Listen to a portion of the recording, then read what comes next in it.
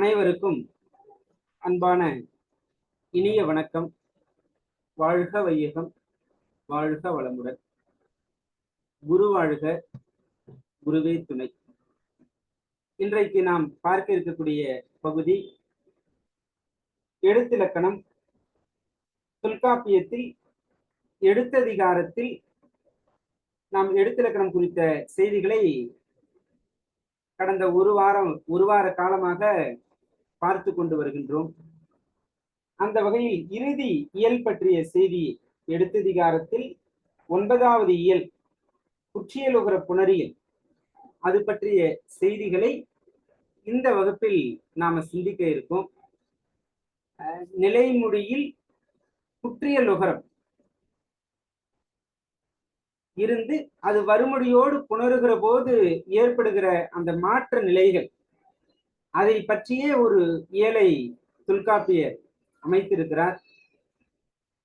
குற்றியல் உகரம் ஏற்கனவே நாம் நன்னூலில் இந்த செய்திகளை எல்லாம் நாம் பார்த்திருப்பதனால இது ஒரு மீள்பார்வை என்கிற அடிப்படையிலே இந்த வகுப்பு நமக்கு அமையும். அதே நேரம் அந்த மீள்பார்வை நம்மால் எளிமையாக நம் மனதில் இருந்து வெளிப்படுத்த முடிகிறதா என்கிற ஒரு சோதனைக்குரிய நிலையாகவும் ஒரு கலந்துரையாடல் வகையிலும் இன்றைய வகுப்பை நாம் எடுத்து செல்லலாம் என்று நினைக்கின்றேன். ஆக அடிப்படையா குற்றியல் உகரம் எத்தனை வகைப்படும்? 6. என்னென்ன வகை? நெடில் தொடர் குற்றியலுகரம், உயிர் தொடர் குற்றியலுகரம், இடைத்தொடர் குற்றியலுகரம், ஆயுத தொடர் குற்றியலுகரம், வன்தொடர் குற்றியலுகரம், மென்தொடர் குற்றியலுகரம். ஆக அதை ஒரு வரிசையாக இப்படி கூட அமைத்துக் கொள்ளலாம். நெடில் தொடர், இடைத்தொடர், ஆயுதத்தொடர். நெடில், இடை, நெடில் தொடர், இடைத்தொடர், ஆயுதத்தொடர். அடுத்த 3 வல்லினம், மெல்லினம், உயிர்த்தொடர், இடையினத்தை நாம் இறுதியில சேர்த்துக்கலாம். அந்த வல்லினம், மெல்லினம், இடையினம் அந்த 3 ஒரு வரிசையாகவும், அதற்கு முன்பா நெடில் தொடர், உயிர் தொடர், ஆயுதத்தொடர் இப்படி நம்ம ஒரு மனசுல பதிவு வச்சுக்கலாம். வல்லினம், மெல்லினம், இடையினம் அந்த 3. பிறகு நெடில், உயிர், ஆயுதம் இந்த 3, 6.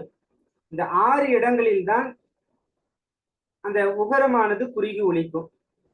சரி, குற்றியல் உகரத்தில் அந்த உகரம் பெறுகிற மாத்திரையின் அளவு என்ன?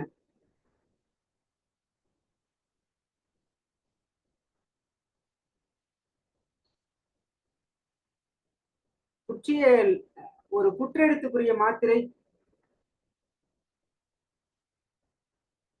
குறிலுக்குரிய மாத்திரை அளவு 1 மாத்திரை. 1 மாத்திரை. அந்த 1 மாத்திரை என்கிற அளவில் இருந்து ஒரு உகரம் குறில் 1 மாத்திரை, அது எத்தனை மாத்திரையாக குறுகி ஒலிக்கும்? எவ்வளவு மாத்திரையாக, எந்த அளவு? அரை மாத்திரை. அரை மாத்திரை. இதுதான் ஏற்கனவே தெரிஞ்ச செய்தி தான். பல சூழல்களுக்கு நடுவுல இதுதானா அதுதானா என்கிற ஐயம் கூட இருக்கலாம். ஆக குறுமை கூட்டல் இயல் கூட்டல் உகரம் இப்படியெல்லாம் நம்ம பிரித்து தெளிவாகவே நாம் பார்த்திருக்கின்றோம். இந்த 6 வகையான குற்றியல் உகரங்கள் புணர்ச்சியின் போது எந்தெந்த குற்றியல் உகரம் என்னென்ன ஒரு மாற்றத்தை பெறும், இது இந்த நோக்கு மட்டும்தான் இந்த இயல். இந்த செய்திகளை எல்லாம் நாம் தெரிஞ்சுக்கிட்டோம்னா இந்த இயலை நம்ம முடிச்சிட்டோம் என்றுதான் பொருள். சரி, இந்த 6 வகையான குற்றியல் உகரங்கள் ஸ்கிரீன் ஷேர் பண்ணியே செய்திகளை பார்க்கலாம்.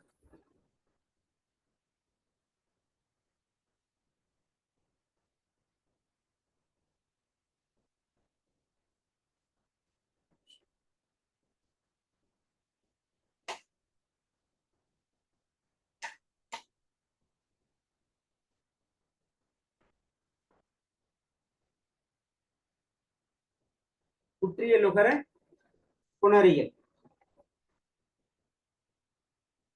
இந்த குற்றியலுகர புணரியல் நம் வல்லினம் மிகுமிடம் மிகாயிடம் என்று நாம் ஏற்கனவே பார்த்திருக்கிறோம். குற்றியலுகரத்தில் எந்தெந்த குற்றியலுகரத்தை அடுத்து வல்லினம் மிகும், எதற்கடுத்து மிகாது என்று நம்ம பார்த்திருக்கோம்?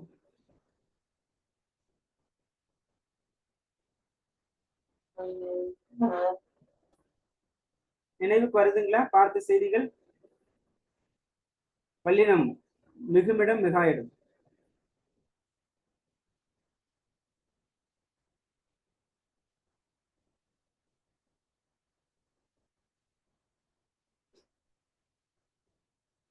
சரி, பாருங்க, பார்த்து சொல்லுங்க. சால்பு சார்பு இது எவ்வகை குற்றியலுகரம் கண்டுபிடிக்க முடியுதுங்களா? சால்பு சார்பு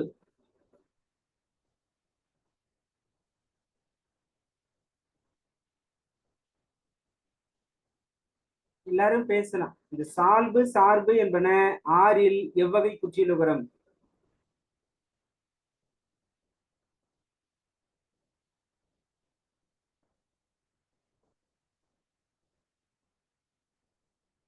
என்னங்க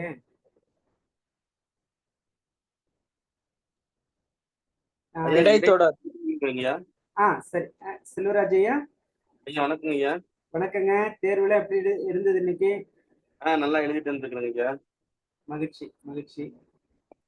நாம இறுதியா அது பற்றி, அந்த வினாக்கள் பற்றி நம்ம பேசுவோம். சரிங்க. இரல வாழ இடையணும் ஆக இடைத்தொடர் குற்றியலுகரம். இது பாருங்க, காழ்ப்பு மொய். காழ்ப்பு என்பது எவ்வகை குற்றியலுகரம்?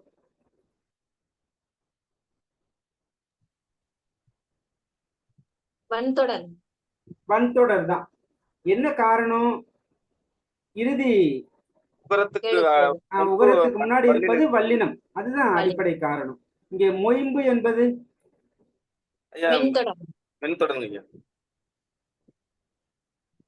சரி. ஆக இந்த நிலைகளை பற்றி தான் சுற்றி வளைச்சு பேசுறார். இந்த சால்பு சார்பு எல்லாம் இது இடைத்தொடர் தான். சரி, இரல வாழ இடையினும்.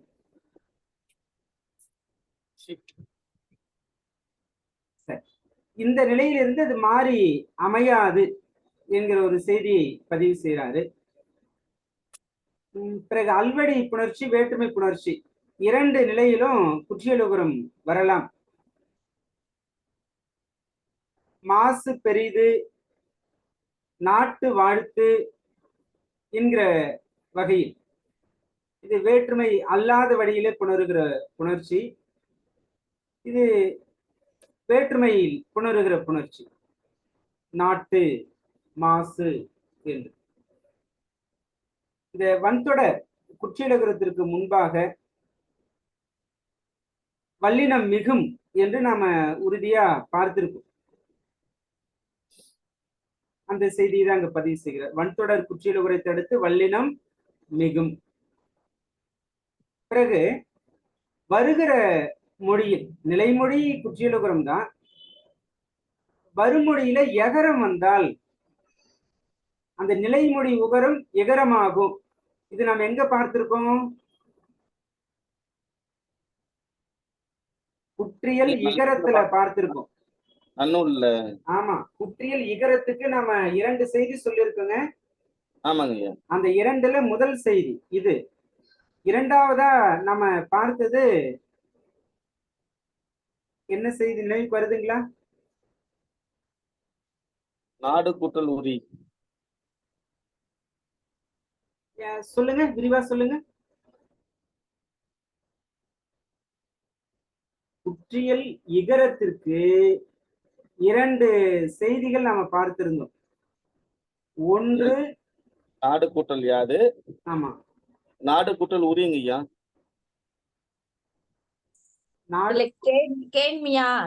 மியா மியா செய்தி.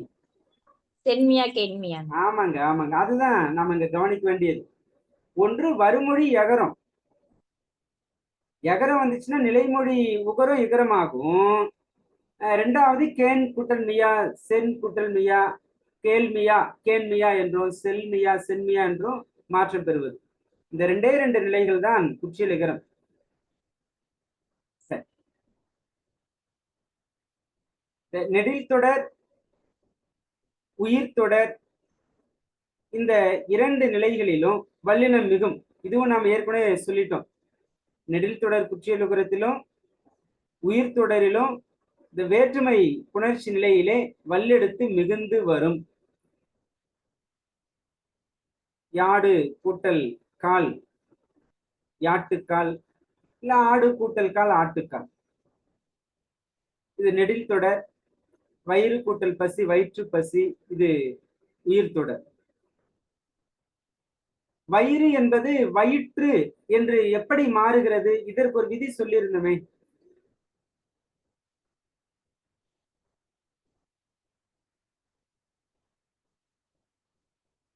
சரி, நம்ம முதல்ல செய்தியை முடிச்சிருவோம். விரித்து கொண்டே பார்ப்பது நலம்தான், என்றாலும் நேரத்தோட சூழல் கருதி பார்த்துக்கிட்டு போவோம். உடனடியே நினைவு பெறக்கூடிய செய்தி நீங்க அப்படியே பகிர்ந்துருங்க.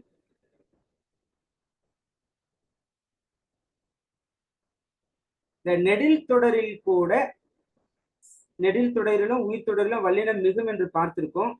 ஒரு சில இடத்தில் வல்லினம் மிகாமலும் வரும். ஒரு சில இடங்கள், உதாரணத்துக்கு பாகு கூட்டல் சிறிது, வரகு கூட்டல் கதிர், வரகு கதிர் என்பன போன்று ஒரு சில இடங்களில் வல்லினம் மிகாமல் வரும். மற்றபடி 6 குற்றியலுகரத்துல இடைத்தொடர் ஆயுதத்தொடர் இங்கே வல்லினம் மிகாது, இயல்பு புணர்ச்சி தான். ஆக 6ல 2 தெளிவா எடுத்து இயல்பு புணர்ச்சி தான். மற்ற 2 நெடில் தொடரும் உயிர் தொடரும் பெரும்பான்மையான இடங்களில் வல்லினம் மிகும், ஒரு சில இடங்களில் வல்லினம் மிகாமல் வரும். சரி, அதற்குள்ள இன்னும் சில உள்ளார்ந்த சில செய்திகள். இந்த வன்தொடர் குற்றியலுகரம், மென்தொடர் குற்றியலுகரம், இந்த இடத்துல வன்தொடர் குற்றியலுகரத்திற்கும் மென்தொடர் குற்றியலுகரத்திற்கும் வல்லெடுத்து மிகுந்து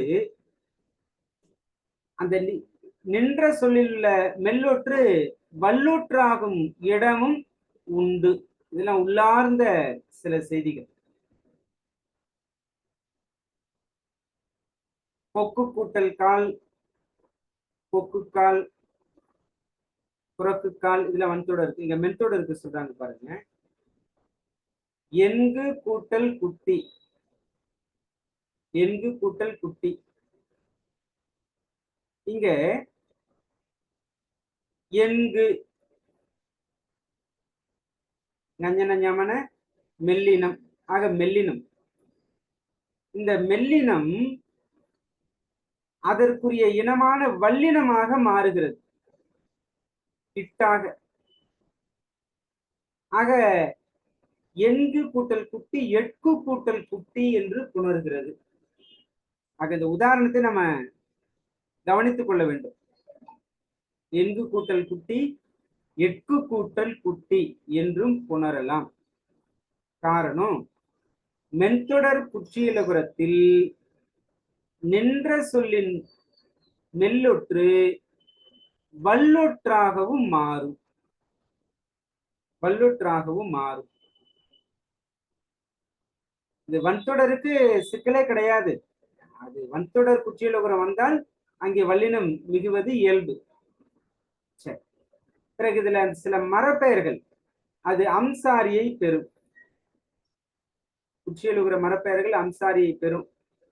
தேக்கு கூட்டல் கிளை, தேக்கம் கிளை, அதுதான் தேக்கங் கிளை என்று. வேம்பு கூட்டல் பூ, வேப்பம் பூ, வேம்பு கூட்டல் அம் கூட்டல் பூ, வேப்பம்பூ.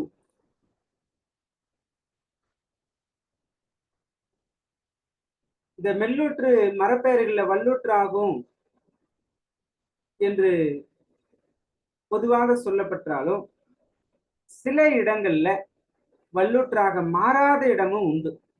மெல்லூற்று வல்லூற்று ஆகாத மரப்பெயர்களும் உண்டு. அது குருந்து கூட்டல் கிளை, குருந்தங்கிளை.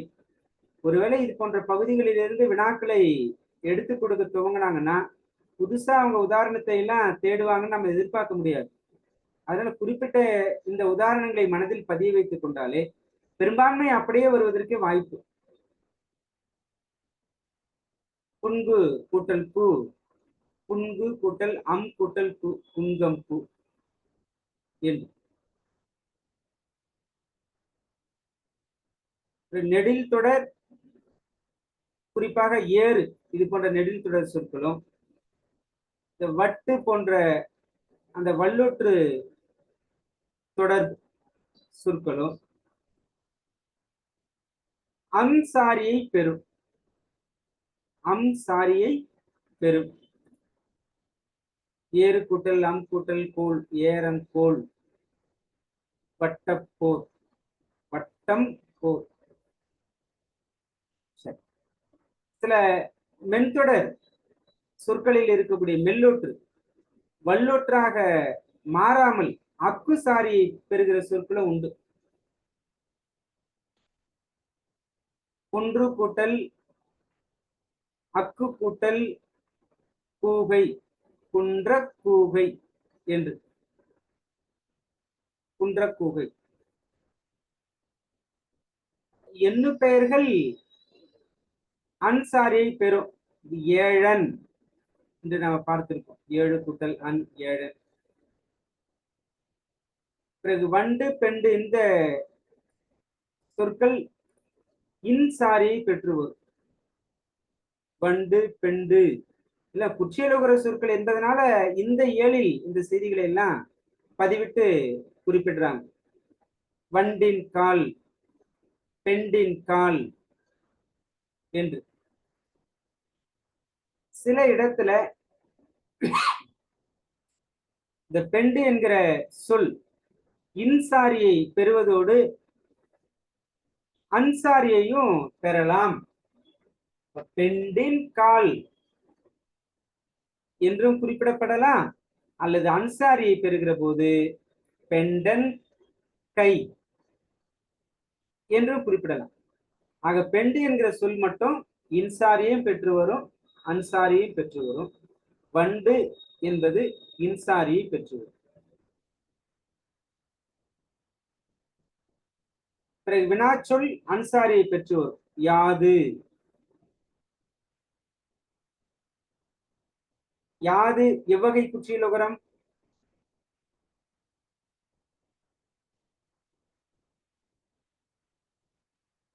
யாது நெடில் தொடர். நெடில் தொடர்.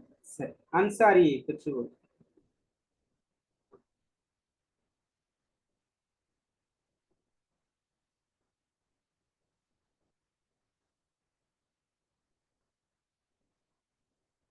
மற்றபடி அத்து என்கிற சொல், அத்து என்கிற சொல் உயிரெடுத்தோடு வருகிற போது அல்வழி புணர்ச்சியில அந்த ஆயுதம் அத்து கூட்டல் அன்று, சில இடத்துல ஆயுத எடுத்து நீங்கிவிடும் என்று பார்த்திருக்கும். ஆனால் அது நீங்காமல் சேரும் இடமும் உண்டு. அதற்கு உதாரணம் தான் அத்து கூட்டல் அன்று, அத்தன்று, அத்தன்று. மற்ற இடங்கள்ல இந்த ஆயுத எடுத்து நிற்காது, அது மறைந்தே புணரும். அத்து கூட்டல் கடிது, அது கடிது. இதை அடிப்படையா வைத்துதான் நாம அது என்பது உயிரிடத்தை முதலாக கொண்ட சொல் வருகிற போது அத்து என்று மாற்றம் பெறும் என்றெல்லாம் நம்ம படிச்சிருக்கோம். பயன்பாட்டிலையும் அதை கொண்டு வந்திருக்கும். ஒரு ஓர் ஆவதும் அது அத்து ஆவதும் வறுமொழி உயிரெடுத்து வரும்போது மட்டும். மற்றபடி அது அதுவாவே பயன்படுத்தும், ஒரு உருவாவே பயன்படுத்தும்.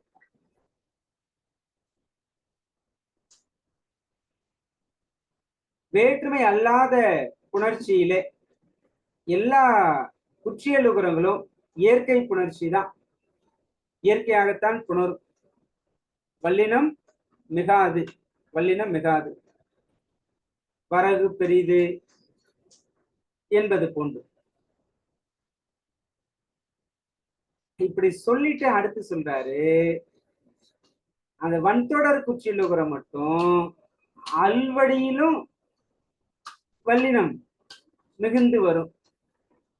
முதல்ல இது சொல்லிடுறாரு, அப்புறம் அதுல இருக்கிற ஒரு விதிவிலக்கையும் பதிவு செய்கிறார். இவ்வடியில எல்லா குற்றுகுற ஈறுகளும் இயற்கையாக புணரும்.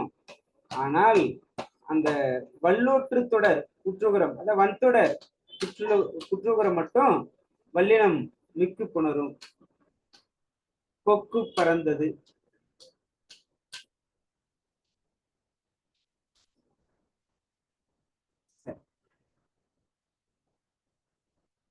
பிறகு அந்த சுட்டு சினை நீடிய மென்தொடர் மொழி ஆங்கு,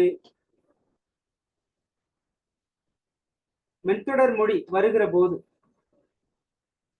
பிறகு வினாவில் வருகிற மென்தொடர் மொழி வருகிற போது அங்கும் வல்லினம் மிகலாம், அங்கும் வல்லினம் மிகலாம். சுட்டோடு சேர்ந்து வரக்கூடிய மென்தொடர் வினாத்தொடர். ஆங்கு, அங்கு என்பதுதான் சுட்டு நமக்கு தெரியும், அதுவே நீடித்து வருகிறது, நீடித்து வருகிறது. இதைதான் சுட்டு சினை நீடிய மென்தொடர், மென்தொடர் அங்கே வல்லினம் மிகும். ஆங்கு கொண்டான், வினால யாங்கு கொண்டான் என்று. ஆக வேற்றுமை அல்லாத நிலையிலும் வல்லினம் மிகக்கூடிய இடம் ஒன்று வன்தொடர், மற்றொன்று அந்த சுட்டுச்சினை நீடிய மென்தொடர் சொல்லிலும் வினா மென்தொடர் சொல்லிலும் வல்லினம் மிகலாம்.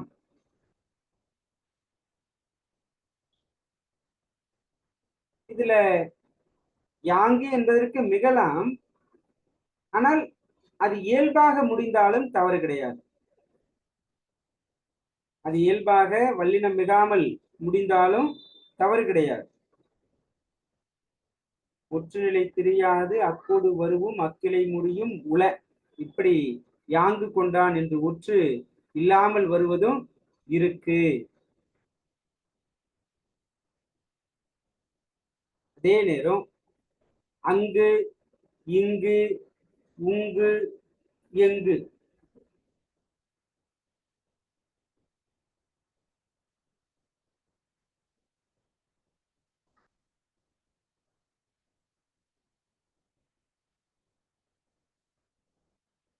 நூற்பாவை முதல்ல நான் மாற்றி சொல்லிட்டேன். யாங்கு யாங்கு இயல்பாக முடிவதற்கான விதி யா வினாமுடியே இயல்பும் ஆகும். யா வினாமுடியே இயல்பும் ஆகும். ஒரு நிமிஷம். புலங்குழி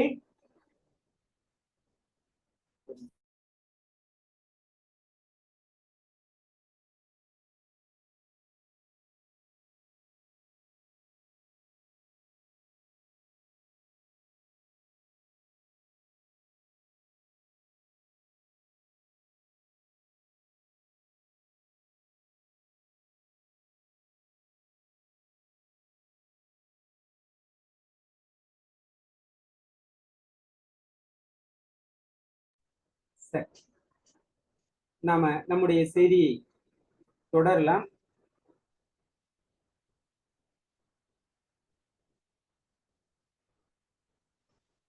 அங்கு, இங்கு, உங்கு, எங்கு இந்த 4 சொற்களும் தன்னுடைய நிலையில் வேறுபடாமல் வரும். அங்கு கொண்டான், இங்கு கொண்டான், உங்கு கொண்டான், எங்கு கொண்டான் என்கிற அளவில்.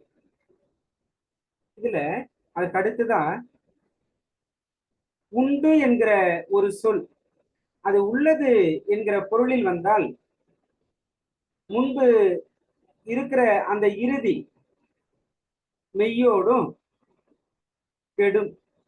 உண்டு என்பதுல இறுதி மெய்யோடும் டு கெடும்.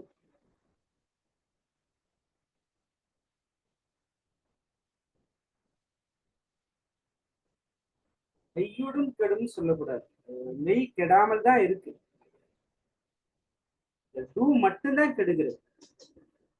டூ கெட்டு உன் என்று இருக்கிறது. அந்த இன் என்பது லகரமாக மாறி இல்லாக மாறி இந்த உண்டு பொருள் என்பது இறுதி புணர்ச்சியில உள்பொருள் என்று மாறுகிறது. சரி சரி. உண்டு என்பது உள்பொருள். இதை தனியா குறித்து வச்சுக்கோங்க. சேர்த்து எழுதுக, பிரித்து எழுதுக. சாதாரணமாகத்தான் இருக்கும். ஆனால் இது விதிநிலைப்படி பார்க்கிற போதுதான் சரியான விடையை நம்ம கண்டுபிடிக்க முடியும். உண்டு பொருள் என்பது உள்பொருள் என்று மாற்றம் பெறுகிறது.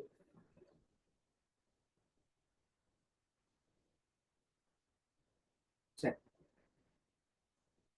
திசை பெயர்கள் சேருகிற போது ஏகாரம் பெறும்.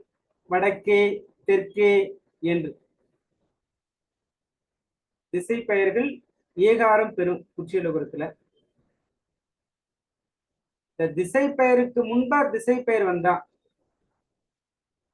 வடக்கு கூட்டல் கிழக்கு. திசை பெயருக்கு முன்பா திசை பெயர் வந்தா அந்த ஒற்றானது உகரத்தோடு கெடுகிறது.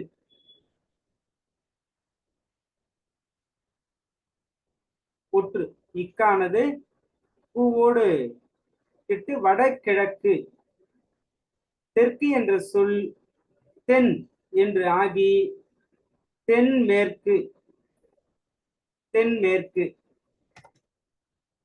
இதற்கெல்லாம் இருக்கக்கூடிய விதிகளை ஒரு முறை எடுத்து மீள்பார்வை செய்யுங்க. இந்த எண்ணு பெயர்கள், இந்த எண்ணு பெயர்கள்ல 10 என்கிற எண்ணு பெயர் முன் 1 முதல் 8 வரை, அதுல 2 தவிர என்கிற ஒரு விதிவிலக்கு. இவை வரும்போது இந்த தூ என்கிற குற்றியலுகரம் மெய்யோடு கெடும், இன்சாரியை பெறும். எப்படி? 10 கூட்டல் 1, 10 கூட்டல் 1. இதுல தூ கெட்டுடுச்சு. கெட்டுட்டு இன்சாரிகையும் பெறுகிறது. இன்சாரியை பெற்றுதான் 11.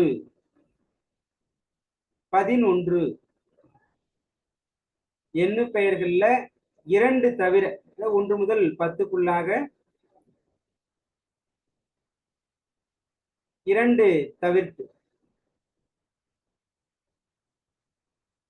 10 என்கிற எண்ணு பெயர் முன் என்று சொல்லிட்டு 1 முதல் 8 வரைக்கும் 2 தவிர்த்து அது தூ கெட்டு அது பெறுகிற சாரிகை இன்சாரிகை. இன்சாரிகை. இந்த 10 கூட்டல் 2 என்று வருகிற போது இந்த தூ கெட்டு 10 ஆகி அந்த பண் ஆகும். அந்த பண் இன்னு இரட்டும். அப்படி இரட்டி 2ஓடு சேர்ந்து 12. 12 பத்தன் ஒற்று கெட நகாரம் இரட்டல் ஒத்தது என்ப 2 வரு காலை. இதே 13 இதே நிலைதான். 10 முன் 1000 என்கிற சொல் வந்துச்சுன்னா 10 முன் 1000 என்கிற சொல் வந்தால் அது 10000 என்று உணரும். அதே 10 முன்பாக 1000 என்கிற சொல் வந்து முகத்தல் அளவை பெயர்கள் வந்தா, முகத்தல் அளவை பெயர்கள் வருகிற போது இன் சாரியை பெற்று வெளிப்படும். 10 கடஞ்சு 10 களம் என்று. முகத்தல் அளவைக்கு ஏதேனும் உதாரணம்?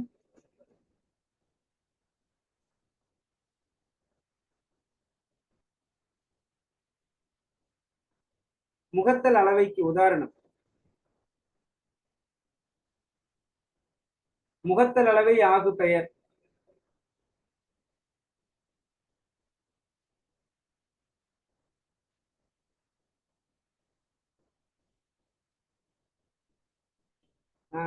பேசுறது கேட்குதுங்களா?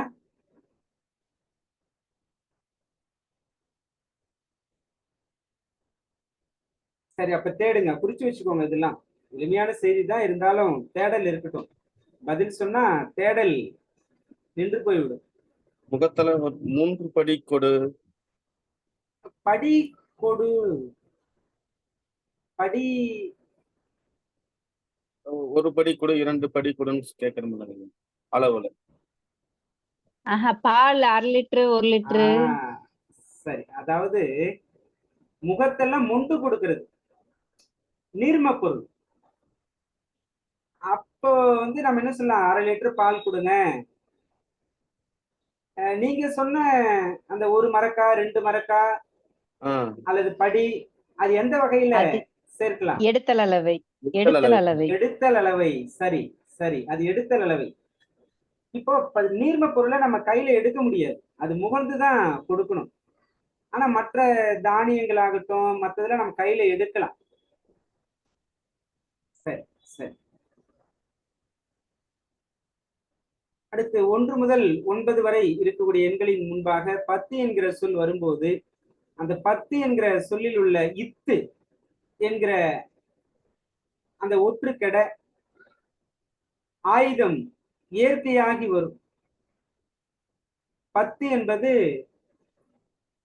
பத்து ஆகும். 1 பத்து 2 பத்து என்று. இதுல 6 என்கிற எண்ணை தவிர்த்து மற்றவற்றில் குற்றியலுகரம் மெய்யோடு கெடும். 1 பது 1 பத்து என்று நம்ம பார்க்கிறோம். இந்த அக்கு சேர்த்து வழங்குவது தொல்காப்பியர் கால வழக்கு. அதுவே உரையாசிரியர்கள் அவர்களுடைய காலத்துல அதை 1 பது என்றே பயன்படுத்துறாங்க. 1 பத்து என்பதை 1 பது என்று உரையாசிரியர்கள் பயன்படுத்தியிருக்காங்க. 2 20 1 1 பது என்றெல்லாம் நூல்களையும் நம்ம பார்த்திருக்கோம்.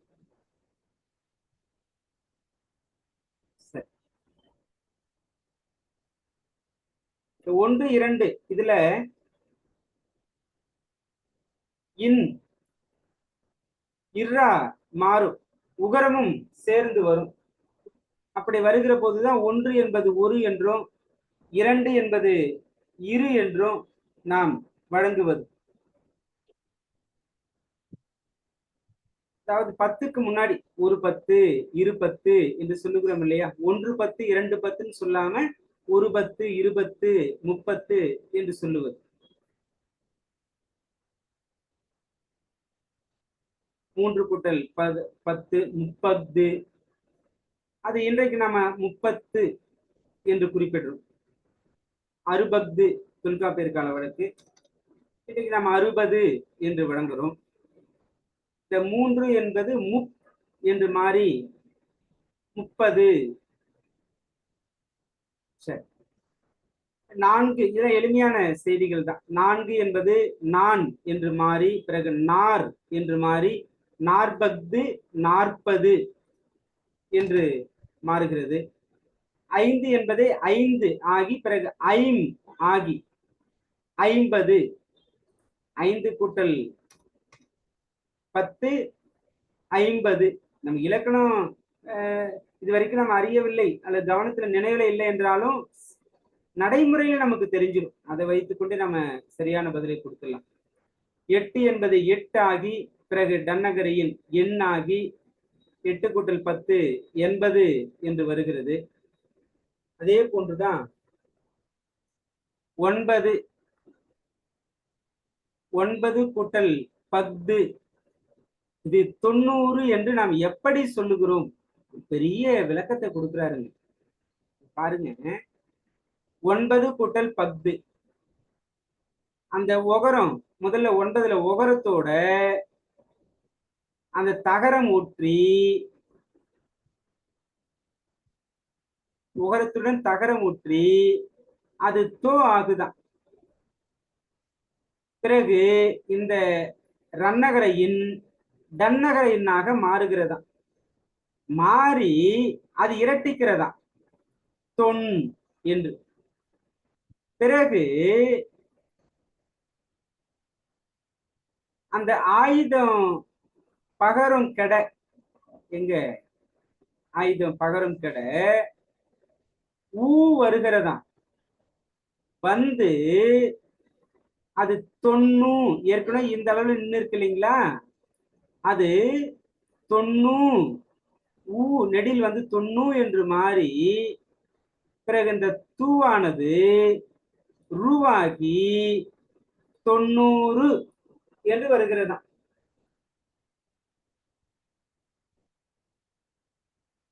சரி, இந்த தொண்டு கூட்டல் 10 90.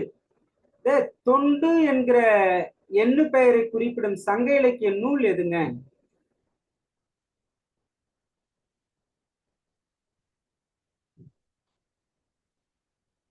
தொண்டு என்கிற எண்ணு பெயரை குறிப்பிடும் சங்க இலக்கிய நூல்.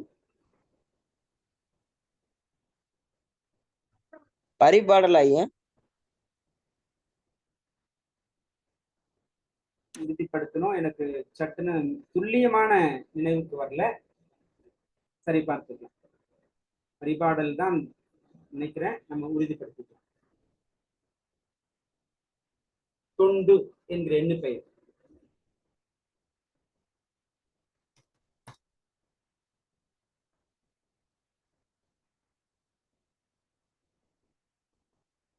இந்த முன்பு என்கிற எண்ணு பெயருக்கு உரிய விதிகள் அனைத்தும் இங்க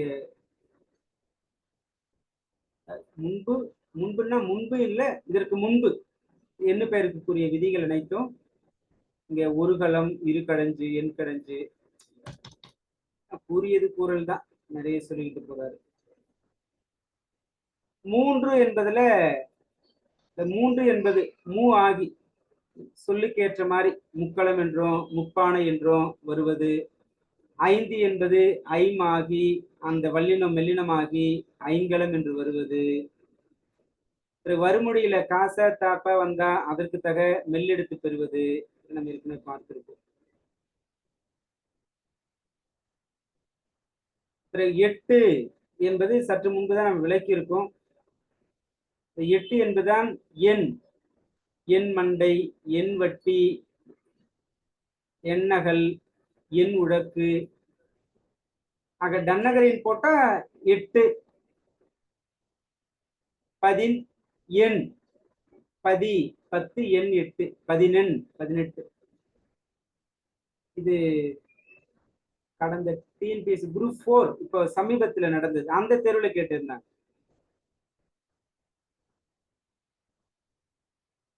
எண் என்பது என்ன எண்ணிக்கையை குறிக்கும்? 11 கொடுத்துட்டு 18 என்கிற பொருள்பட.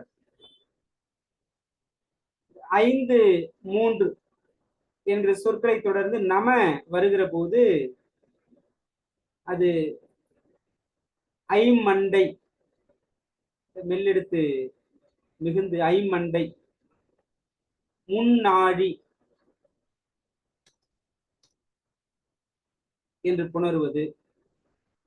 பிறகு 3 என்பதில் உள்ள அந்த நகரமும் ஒற்றும் வகர ஒற்றாகி சேருகிறது என்பதற்கு சில உதாரணங்கள்.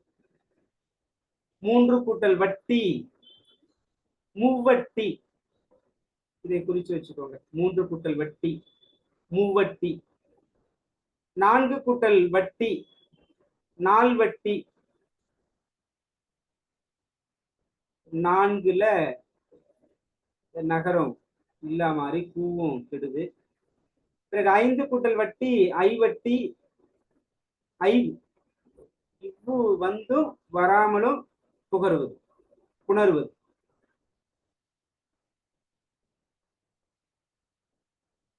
நாம் இதை சற்று முன்புதான் ஒரு கூடுதல் செய்தியா பார்த்தோம். இங்க விதியாகவே பார்க்கிறோம், விதியின் செய்தியாகவே பார்க்கிறோம். ஒரு, இரு இந்த சொற்களை அடுத்து உயிரெழுத்தை முதலாக கொண்ட சொல் வந்தால் அங்க ஒரு என்பது ஓர் எனவும் இரு என்பது ஈர் எனவும் மாறும். ஒரு, ஓர், ஒரு காகம், ஓர் ஆடு, இரு காகம், ஈர் ஆடு, ஓர் அகல், ஈர் உழக்கு, அது சேர்த்தே எழுதலாம். ஈருடக்கு, இது ஓரகல் என்று நம்ம சேர்த்துக்கலாம். 3, 4, 5 இந்த சொற்களுக்கு முன்பாக உயிரெழுத்தை முதலாக கொண்ட சொல் வந்தால் அங்கே நாம் 3 கூட்டல் அகல், மூவகல் இது நாம் சித்திரம் பார்த்தோம். பகரத்திற்குரிய அந்த விதி பெற்று வருவது. 3 என்பது அடுத்து உழ என்கிற சொல் வந்தால், இந்த உழக்கு என்கிற சொல் வந்தால் மூ உழக்கு, மூ உழக்கு. இந்த உதாரணத்தை மட்டும் எழுதி ஒரு முறை பார்த்துக்கோங்க. 6 என்கிற சொல் முன்பு உயிரெழுத்தை முதலாக கொண்ட சொல் வந்தால் 6 கூட்டல் அகல், ஆரகல்.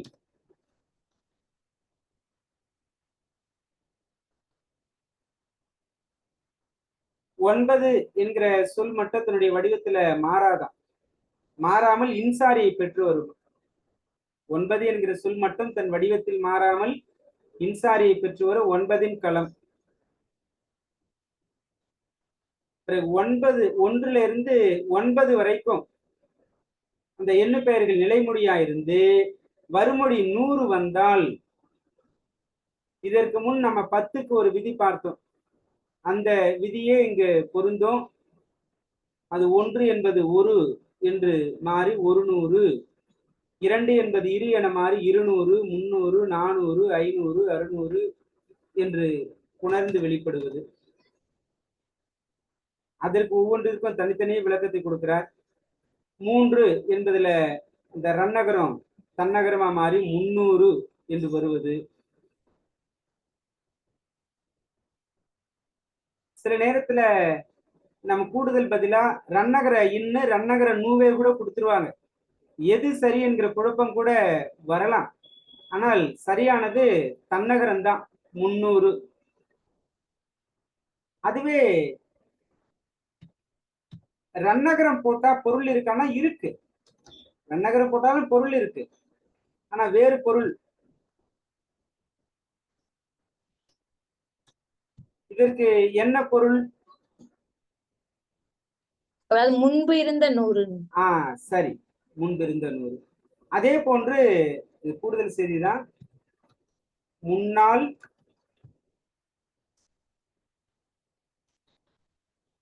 முன்னாள்.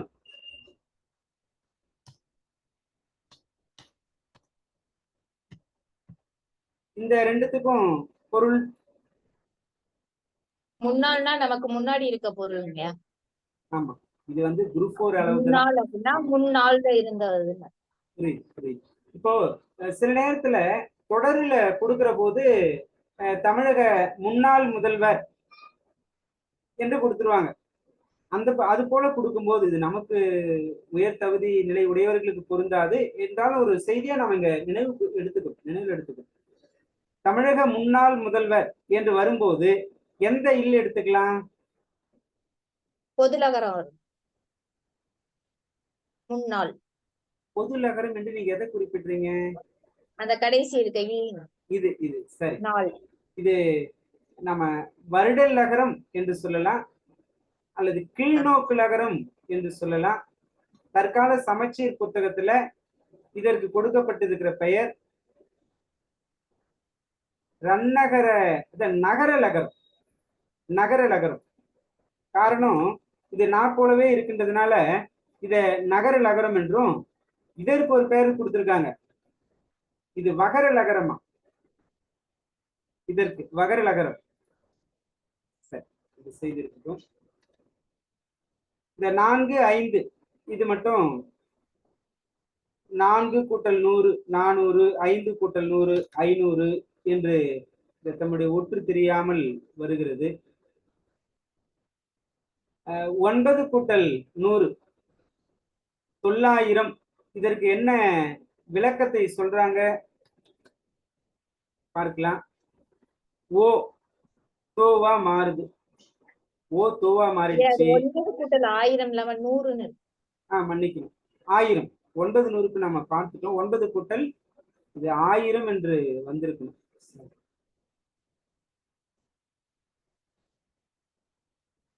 இல்லைங்க,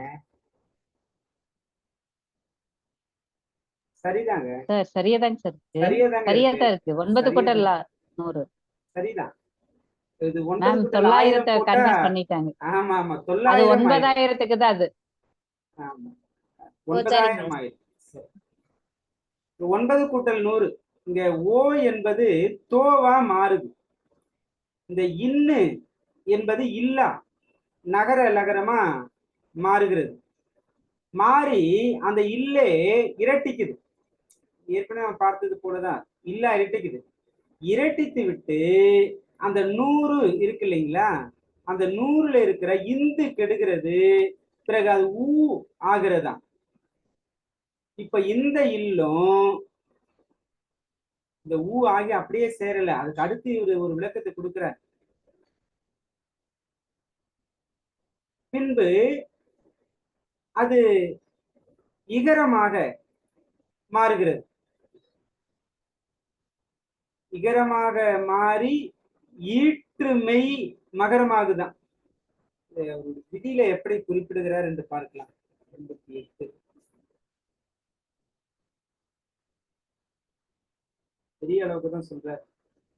ஒன்பான் முதநிலை முந்து கிளந்தற்றே முந்தை ஒற்றே லகாரம் இரட்டும் 100 என் கிளவி நகார மெய்கெட ஊ ஆ ஆகு இயற்கைத்து என்ப ஆயிடை வருதல் இகர ரகாரம் ஈறு மெய்கெடுத்து மகரம் ஒற்றும். அந்த காலத்திலே யோசித்து சொல்லி இருக்கிறார். இது உரையாசிரியர்கள் கருத்து கிடையாது. நேரடியா தொல்காப்பியரே இந்த அளவுக்கு விளக்கமாகத்தான் சொல்லி இருக்கிறார். 9 கூட்டல் 100 900 என்று ஆவதற்கான விதி. நாம் ஏற்கனவே இந்த ஒரு இரு 100ஓடு சேர்வதற்கு பார்த்தார் போலதான் இங்க 1000தோடு சேர்வதற்கான நிலைகள்.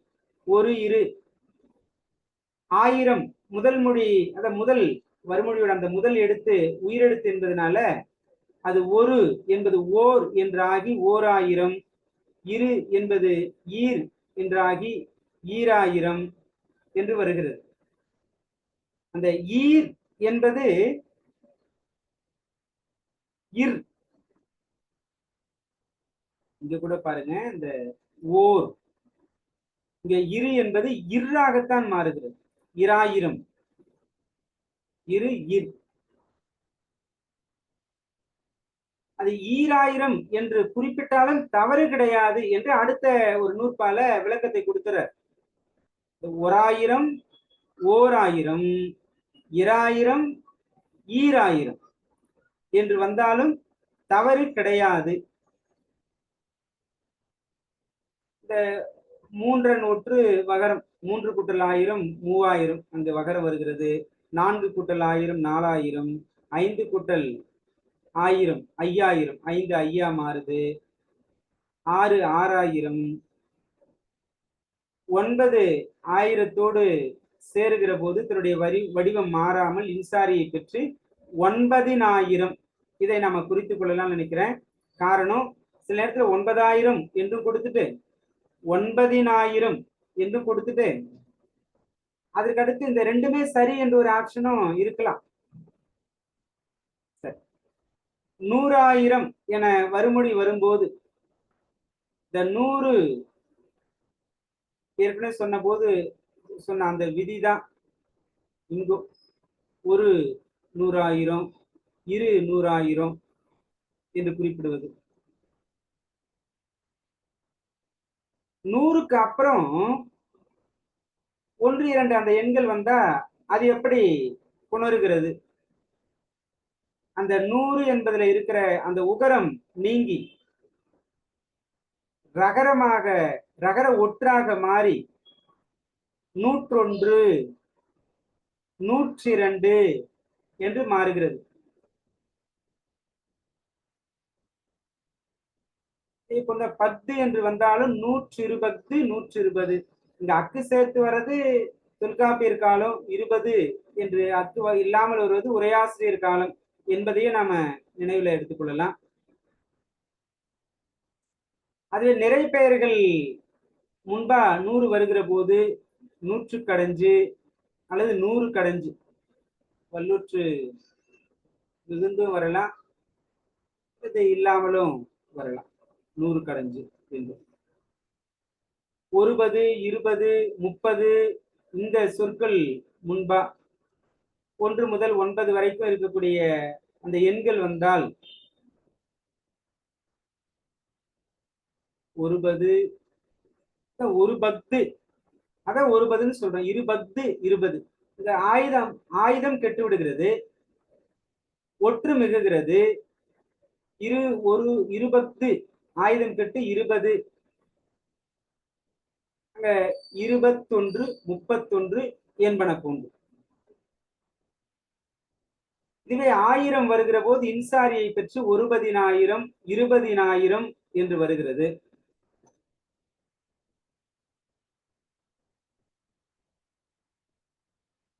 பிறகு மேல் சொன்ன அந்த அடிப்படையிலே இன்சாரியை பெற்று ஒற்று இரட்டாமலும் புணருகிறது.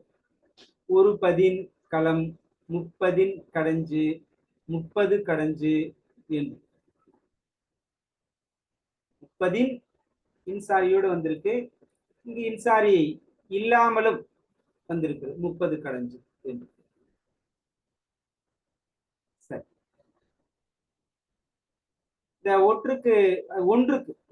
ஒன்றுக்கு பின் பொருட்பெயர்கள் வந்தால் வல்லெடுத்து வந்தாலும், அதாவது ஞ, ந, ம, ய, வ இவை வந்தாலும் முன்பு உள்ளது போலவே புணரும்.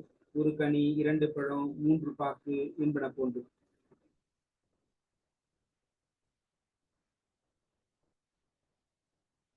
ஒன்று என்பதற்கு முன்பாக உயிர் வந்தாலும் யா என்கிற சொல் வந்த போதும் முதநிலை ஒகரம் நீண்டு ஓகாரமாக மாறுவதும் உண்டு.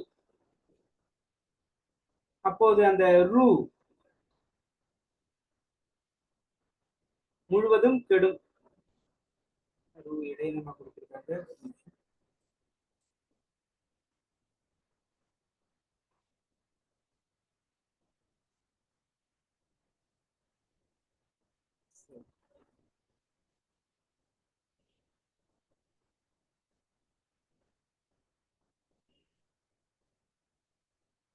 ஒரு என்பதில் இருக்கிற அந்த ரூவில் உள்ள உகரம் முழுவதும் கெட்டு ஓர் யாரு, ஓர் ஆடை. இங்க ஓர் என்பது வறுமொழி முதலெடுத்து வந்தால் மட்டுமே வரும் என்று பார்த்தோம் இல்லைங்களா? அது ஒரு விதிவிலக்கா யகரத்தை மட்டும், யா என்பது மட்டும் முதல் மொழியாக வருகிற போது ஒரு என்பது ஓர் என மாறலாம். இது ஒரு விதிவிலக்கு. இதையே நம்ம குறித்துக் கொள்ளலாம். ஒரு கூட்டல் ஆடை, ஓர் ஆடை, இது இயல்பாக நமக்கு தெரிந்த செய்தி. ஆனால் யா வருகிற போது ஒரு ஓர் என இடம் பெறலாம் என்பது ஒரு சிறப்பு செய்தி.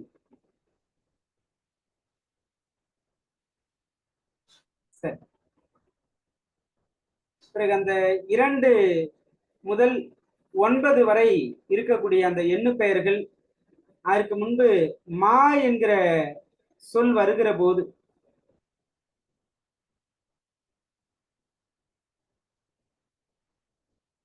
எவ்வாறு புணரலாம்? 2 மா, 2 மா, அது இந்த இரண்டு என்பது திரிந்தும் புணரலாம், திரியாமலும் புணரலாம். மா என்கிற சொல்லுக்கு முன்பாக இரு, இரண்டு என்கிற அளவில். பிறகு வகரலகரம், ரன்னகரம் என வருகிற அந்த மெய்யீறுகள் புணரும் போது கெழு என்கிற சாரியைகள் செய்யுள் வழக்குல மட்டும் வரும்.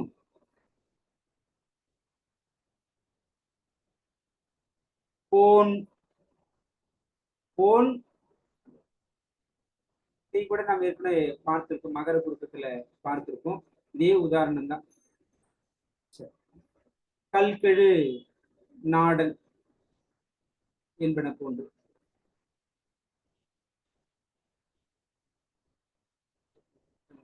செய்தி. ஆக இறுதியா அவர் என்ன சொல்லி முடிக்கிறார்? இதற்கு முன்பு நாம் பார்த்த செய்திகள் அப்படி நாம் பார்க்காது பிற செய்யுளில் வேறுபட்டு ஏதேனும் வந்தால் அவற்றையும் மற்ற இதிலிருந்து மாறுபட்டு வழங்கக்கூடியனவற்றையும் அல்லது இந்த இலக்கண வரையறைக்கு வேறுபட தோன்றினாலும் நல்ல அறிவினது ஆராய்ச்சியின் அடிப்படையிலே செய்யுள் வழக்கு, உலக வழக்கு என்கிற இரண்டையும் அறிந்து அதன்படி நீங்கள் நடத்துங்கள். உங்கள் காலத்திற்கேற்ப சூழலுக்கேற்ப பார்த்து இலக்கணத்தை அமைத்து நடத்துங்கள் என்று எதிர்கால சூழலுக்கும் ஒரு நல்ல தெளிவை கொடுத்து அவர் கால இலக்கணத்தை அமைத்து இந்த இயலை முடித்து கொடுத்திருக்கிறார் தொல்காப்பியர். குற்றியலுகர புணரியல் இந்த செய்தியோடு நமக்கு முற்று பெறுகிறது.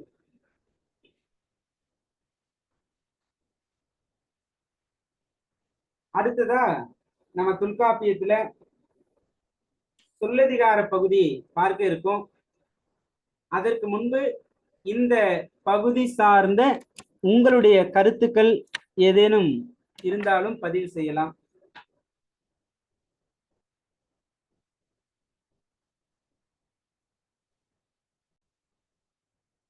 ஒரு வகுப்பை நடத்துகிற போது நாம் மாணவர்களை விட்டு தனியா நம்ம பிரிஞ்சிடக்கூடாது.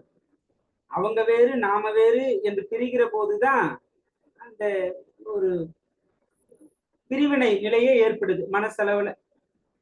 மாணவர்கள் என்ன எண்ணத்துல என்ன சூழல்ல இருக்காங்களோ முதல்ல அவங்களுடைய எண்ணத்தோடு நாம ஒன்றிவிட்டு அதற்கு பிறகு அவர்களுடைய எண்ணத்தை நம்முடைய எண்ணத்திற்கு ஏற்ப எடுத்துக்கிட்டு வரணும். இதுதான் ஒரு பெரிய கலையே, தந்திரம், சூழ்ச்சி எல்லாம் என்று சொல்லுவார்களே, இதுதான். ஆக இன்றைக்கு உயர் மட்டத்தில் உயர் பொறுப்பில் இருக்கக்கூடிய நபர்கள் எல்லாம் துவக்கத்தில் அவர்கள் அமைதியாகத்தான் இருப்பாங்க. அடுத்தவர்களுடைய மனதை கவர்ந்து அதற்கு பிறகு அவங்க நாம நினைக்கிற நல்ல விஷயத்தை நோக்கி கொண்டு வருவது.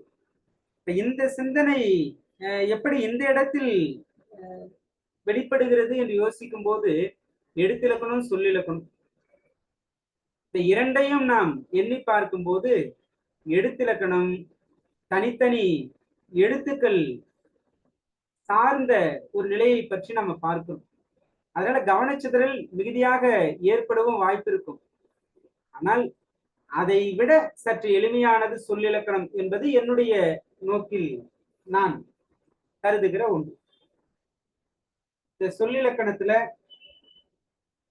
கிளவி ஆக்கம், அந்த சொல்லை ஆக்குவது எப்படி, அந்த சொல்லின் பொருளை வேறுபடுத்துகிற உறுப்புகளினுடைய நிலைகள் என்னென்ன, இந்த சொல்லின் பொருளை வேறுபடுத்துகிற அந்த உறுப்புகளே ஒன்றோடு ஒன்று மயங்கி வரக்கூடிய நிலைகள் எங்கெங்கு, பிறகு பெயர் விழியாகிற நிலையிலே அந்த விழிக்குரிய மரபுகள் என்னென்ன என்று பார்த்துவிட்டு பிறகு பெயர், வினை, இடை, உரி என்கிற செய்திகளை பார்த்து இந்த எட்டிலும் பார்க்காத செய்திகளை, மீதம் இருக்கக்கூடிய செய்திகளை எச்சவியலில் பார்க்க இருக்கும். இந்த அடிப்படையில் தான் இந்த சொல்லதிகார இயல்கள் நமக்கு அமைக்கப்பட்டிருக்கின்றன. சொல்லதிகாரம் திரை தெரியுதுங்களா?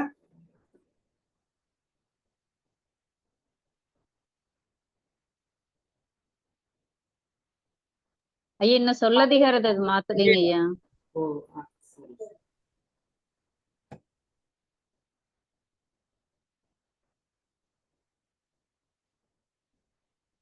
இப்போ மாறிடுச்சுன்னு நினைக்கிறேன்.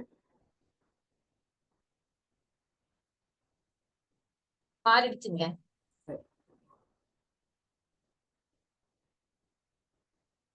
இந்த நூற்பாக்களின் எண்ணிக்கை எல்லாம் மூல நூலை சரிபார்த்து கொடுக்கப்பட்டிருக்கிறது. இதில் ஏதேனும் மாற்று கருத்து இருந்தால் நீங்க பதிவிடலாம். இது எந்த இடத்துல மாறலாம் அப்படின்னா, அந்த உரையாசிரியர்கள் கொடுக்கிற அந்த எண்ணிக்கை அடிப்படையில் தான் சில இடங்கள்ல மாறலாம். ஆனால் 1610 நூற்பாக்கள் தொல்காப்பியம் என்கிற அளவில் இந்த சொல்லதிகாரம் 463 என்பது சரியாகவே பொருந்தி வந்திருக்கிறது. எடுத்ததிகாரத்தின் மொத்த நூற்பாக்கள் 483 எடுத்ததிகாரம். அதுவே சொல்லதிகாரம் 463. அங்க 8 இங்க 6, 20 தான் வித்தியாசமே எடுத்துக்கும் சொல்லுக்கும். அதுவே பொருளில் வருகிற போது இங்க 463 என்று சொல்லுல பார்க்கிறோம். அங்க 664 பொருளதிகாரத்தில் 664. ஆக 483, 463, 664.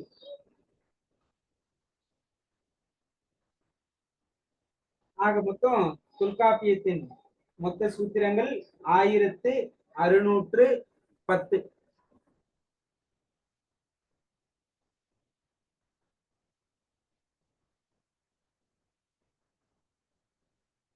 அதாவது எழுத்துக்கள் ஒரு எழுத்து தனித்தோ அல்லது பல எழுத்துக்கள் சேர்ந்து நின்றோ பொருள் தருவது சொல் என்கிற அடிப்படை செய்தியோடு நம்ம தொடர்ந்து பயணிக்கலாம்.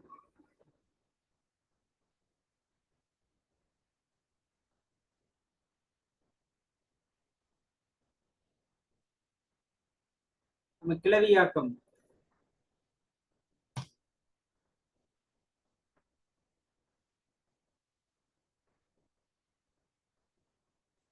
திணை என்பதின் பொருள் ஒழுக்கம். ஒழுக்கம். ஆக திணை இரு வகைப்படும். உயர்திணை, அற்றிணை. இதெல்லாம் நம்ம நினைவு கூர்ந்துகிட்டே நம்ம பயணிக்கலாம்.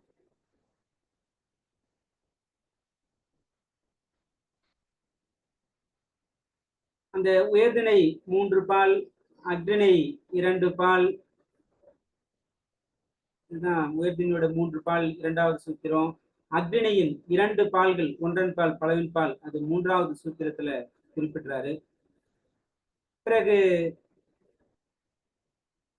பேடி, பேடி எல்லாம் நாம் ஏற்கனவே நன்னூலில் பார்த்திருக்கோம். ஆண்மை திரிந்து பெண் தன்மை மிகுந்தால் பேடி என்றும், பெண்மை திரிந்து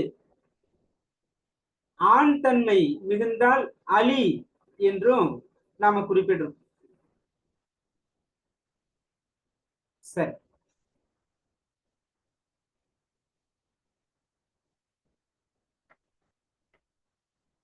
தேர்வு நோக்குல சில செய்திகளை உங்களுக்கு நான் கேள்வியாகவே அல்லது கருத்தாக, தனித்தனி கருத்தாக பதிவிடலாம் என்று நினைக்கிறேன்.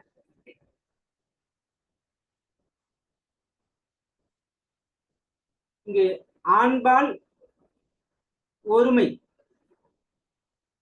அதற்குரிய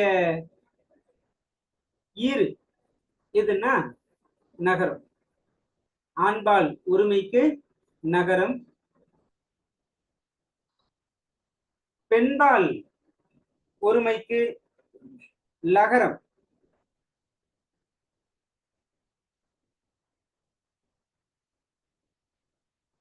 லகர ஒற்று பெண்பால் ஒருமைக்கு. பலர்பாலுக்கு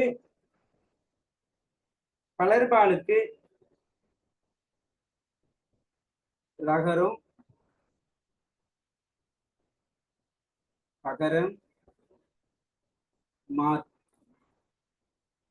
இதெல்லாம் பலர்பாலை குறிக்கும். உழைத்தனர், என்ப,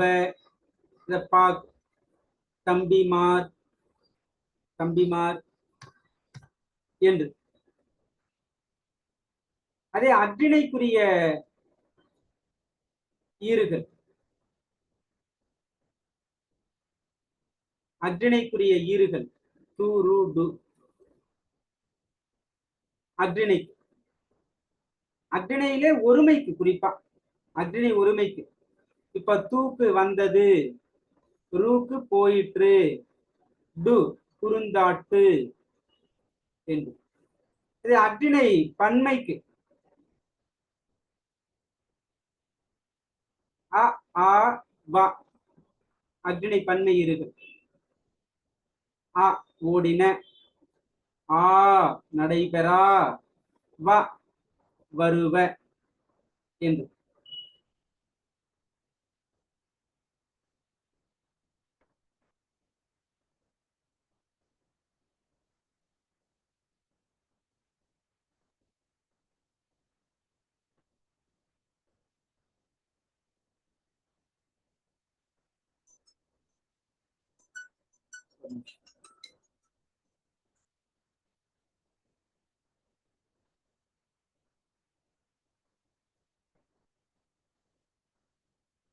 சரி.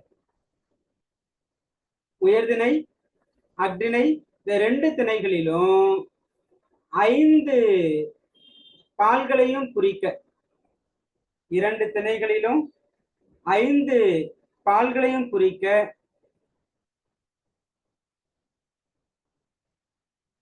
11 எழுத்துக்கள் வினைச்சொற்களோடு சேர்ந்து வரும். எழுத்துக்கள் மட்டும் மாறி இருக்கு, நான் சரியா இப்பொழுது குறிப்பிடுறேன்.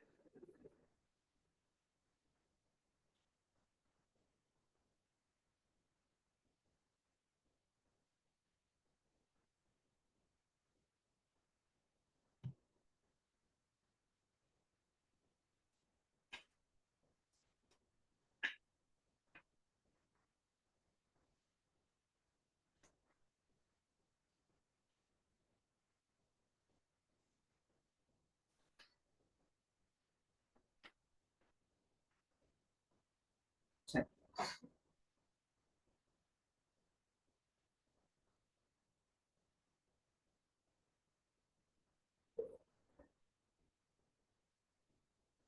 நா,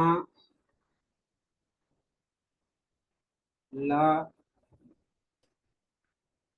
வ, ப, மா, து, ரு, டு, அ, ஆ, வ. 4, 5, 6, 7, 8, 9, 10, 11 எழுத்துக்கள். 11 எழுத்துக்களும் உயர்திணை, அற்றிணை ஆகிய இரு திணைகளிலும் ஆண், பெண், பல,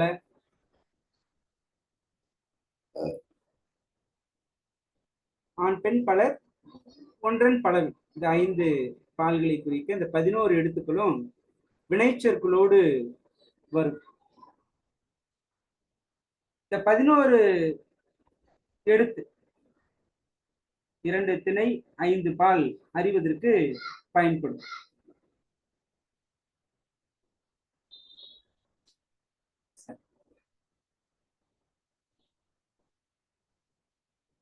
இந்த 11 ஈறுகளும் வினை பெயர் இதுல மயங்காம வரணும். அவன் வந்தான், அவள் கற்றாள், அவர் சொன்னார், அது வந்தது, அவை வந்தன, இந்த மாதிரி மயங்கக்கூடாது.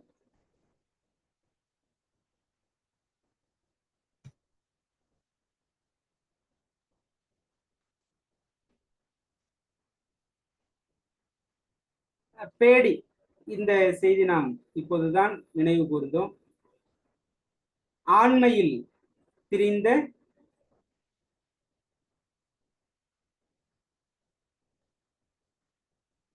பெண் தன்மை மிக்க பேடி.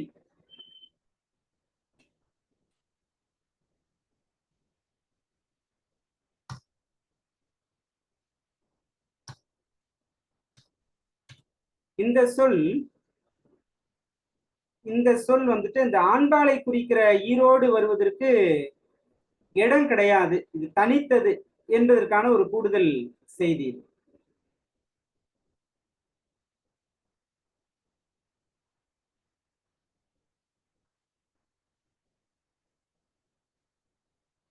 நாம ஒரு மொழியை பேசுகிற போதும் அல்லது ஒன்றை கேட்கிற போதும் பிழை இல்லாமல் பயன்படுத்தும். இலக்கணத்தை சொன்ன தொல்காப்பியர் இதை பிழையில்லாமல் பாதுகாப்பது அவசியம் என்பதை வலியுறுத்துகிறார். செப்பும் வினாவும் வழாள் ஓம்பல், சொல்லுவதையும் கேட்பதையும் பிழையில்லாமல் நாம் பயன்படுத்த வேண்டும். ஆக கேள்வி கேட்பதே சில நேரத்துல விடையா கூட அமையும். விடை எத்தனை வகைப்படும்? 8ங்கய்யா. வினா 6. 6. அந்த விடையில வினாவே விடையாகக்கூடிய நிலையும் உண்டு சில நேரத்துல. சரி, இப்படி பதில் சொல்லும் போது சாப்பிட்டீங்களா, உண்டாயா என்று கேட்கும் போது நான் என்ன விரதமா, உண்டேன், நான் என்ன விரதமா அப்படின்னு அவர் எதிர்த்து ஒரு கேள்வி கேட்கிறார். அவர் கேட்கிற கேள்வியில பதில் வந்துருச்சு அப்படின்னா நான் சாப்பிட்டு உண்டு விட்டேன். அதனாலதான் சொல்லுதலும் கேள்வி கேட்பதும் பிழையில்லாமல் இருக்க வேண்டும், பிழையில்லாமல் இருக்க வேண்டும். அடுத்து பதில் கூறுகிற போது வினாவுக்கு பொருத்தமான முறையில தான் குறிப்பிட வேண்டும். அது பதில் பொருத்தமில்லாம இருக்கக்கூடாது, பொருத்தமில்லாமல் இருக்கக்கூடாது. சாப்பிட்டீங்களா அப்படின்னா சாப்பிட்டேன், இல்ல என்று குறிப்பிடலாம்.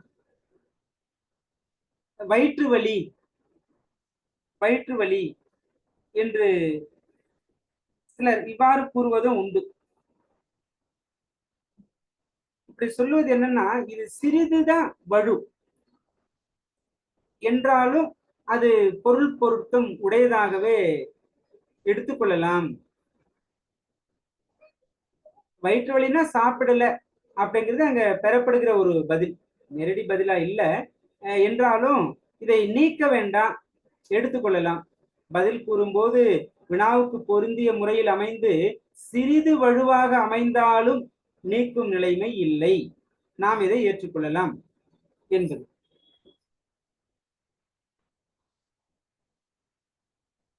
நம்ம சொல்லும் போதும் கேள்வி கேட்கும் போதும் இந்த சினை முதல் இது போன்ற அந்த பொருட்கள் எல்லாம் பொருந்தி வரணும்.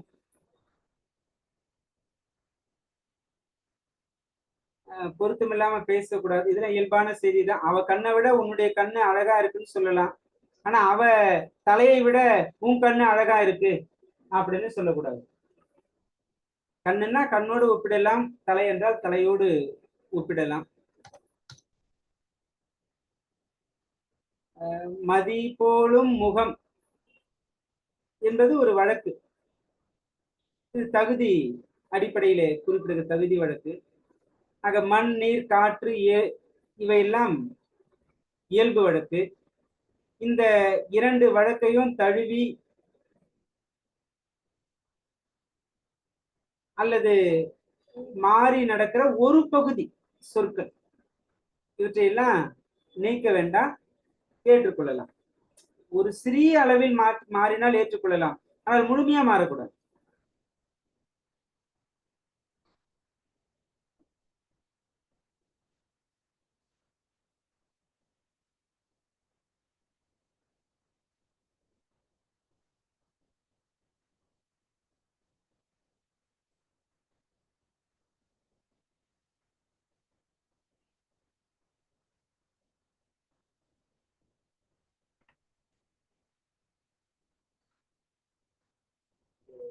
பெயர்.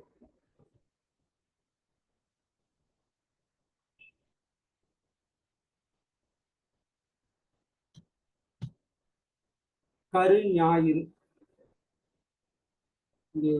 வெண் ஞாயிறு, வெண் ஞாயிறு. இப்ப திங்கள், அதாவது திங்கள் விட்டுருவோம், நம்ம சூரியனை எடுத்துக்கிறோம். ஞாயிறு, ஞாயிறு என்றாலே ஒளி வீசக்கூடியதுதான். அது கரு ஞாயிறு, வெண் ஞாயிறு அப்படின்னு ஒண்ணு கிடையாது. ஆக வழக்கத்துல ஞாயிறு என்று சொன்னாலே அது செஞ்ஞாயிறு என்றுதான் பொருள் பெற்று வரும். அதே போன்று இயற்கையான பொருளை சொல்லுகிற போது அது இந்த தன்மை உடையது என்று குறிப்பிட்டு சொல்லலாம். இப்போ நிலம்னா வலிமையானது, நிலம் வலிது. நீர் என்றால் குளிர்ச்சியானது, நீர் தன்னிது என்று சொல்லலாம். ஆக இயற்கை பொருளை எவ்வாறு குறிப்பிடலாம்? இயற்கை பொருளை இற்று என கிளத்தல். இதை எழுதி வச்சுக்கோங்க அல்லது குறிச்சுக்கோங்க, மூலநூல் பக்கத்துல இருந்தா. இயற்கை பொருளை இற்றென கிளத்தல். இயற்கை பொருளை சொல்லுகிற போது என்ன தன்மை என சொல்ல வேண்டும். ஆனால் செயற்கை பொருளை சொல்லுகிற போது ஆக்கமோடு சொல்ல வேண்டும். செயற்கை பொருளை ஆக்கமோடு கூறல். செயற்கை பொருளை ஆக்கமோடு கூறல். இப்போ நீர்னா குளிர்ச்சியானதுதான். அதை சூடேற்றுகிற போது அப்போது என்ன அளவு அதை சொல்லிதான் சொல்ல. நீர் சூடாயிற்று, இந்த வழி அகலமா இருக்கு என்று செயற்கை பொருளை ஆக்க சொல்லோடு சொல்ல வேண்டும். இயற்கை பொருளை அதன் இயல்போடு சொல்ல வேண்டும்.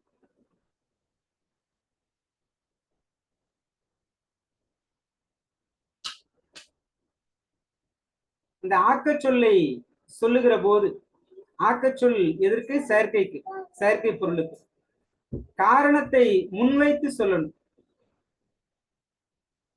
காரணத்தை முன்வைத்து சொல்லணும்.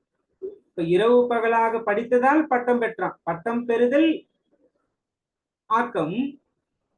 அதனுடைய காரணம் இரவு பகலாக படித்தது. இரவு பகலாக படித்ததால் பட்டம் பெற்றான். அதே போல இந்த காரணத்தை காட்டாமலும் சொல்லலாம், அது தவறு கிடையாது. முகம் அழகா இருக்கு, முகம் அழகா இருக்குன்னா அதுக்கு ஒரு காரணம் இருக்கும். ஆனா அந்த காரணத்தை சொல்லாமலும் இந்த ஆக்க சொல்லை குறிப்பிடலாம், அது தவறு ஆகாது என்பதையும் நாம நினைவில் எடுத்துக்கலாம்.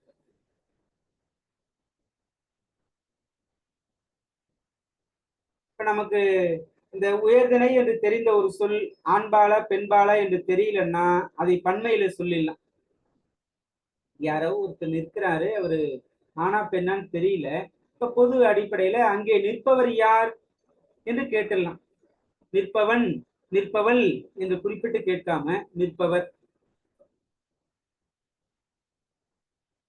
உயர்திணையா அக்னிணையா என்றே ஒரு சந்தேகம் ஏற்பட்டுச்சுன்னா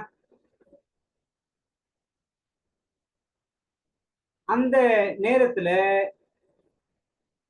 எப்படி நாம் சொல்லை பயன்படுத்தலாம்? இப்படி சொல்லலாம். அங்கே தோன்றுகிற உரு எது என, ஒன்றா பலவா என்று குறிப்பிடலாம். இது ஒரு வடிவம் தெரிகிறது. இது என்ன வடிவம்? மனுஷனா இல்ல விலங்கா என்பன போன்று.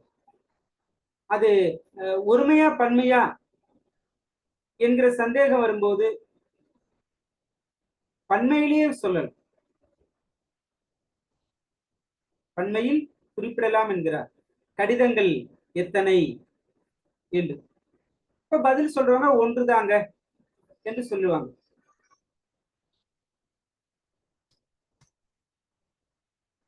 தெளிந்த பொருளின் தன்மையை சொல்லும் போது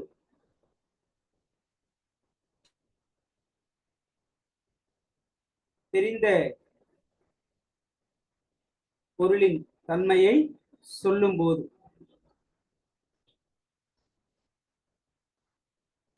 அண்மை சொல் வேறிடத்து இருக்க வேண்டும் என்று சொல்லுவாங்க.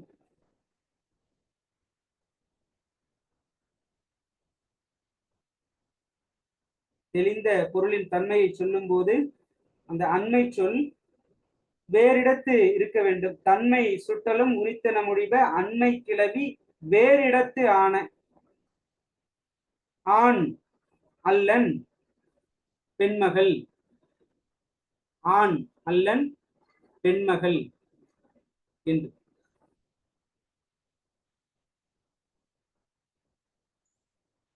சில தட்டச்சு செஞ்சாங்க, இன்னும் அது திருத்தம் செய்யப்படலை. கருத்துக்களை மட்டும் சிலது இங்கு பதிவு செய்தால் சிறப்பா இருக்குன்னு நினைக்கிறேன்.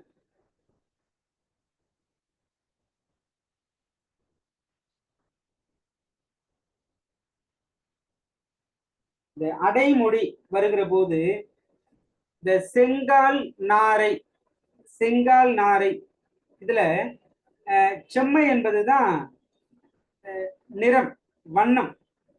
கால் என்பது சினை, நாரை என்பது முதல் பெயர்.